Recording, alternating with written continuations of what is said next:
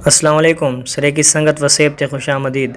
सारे YouTube channel को subscribe करे सो ते नाल घंटी दे बटन को दबे सो ताकि सारी हर नवी आने वाली वीडियो थोड़ी तक बआसानी पहुंच सके।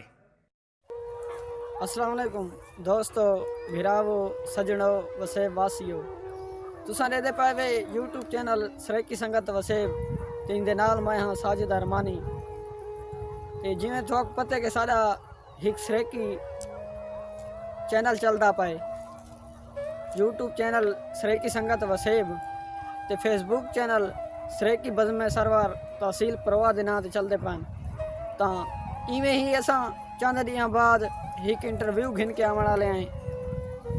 इंटरव्यू घिन के आवन वाले हैं असां परवाह धरती जे नामवार लिखारी सरेकी शेर साईं रफीक सागर से बोना दा ते बहुत ही जल्द आवन वाले इंटरव्यू की वीडियो असां घिन के आंदे पे ते वीडियो को लाइक ते शेयर ज़रूर करे सो और सारी हौसला अफजाई करे सो। सारा मिशन है कि सरेकी ज़बान को उजागर करना।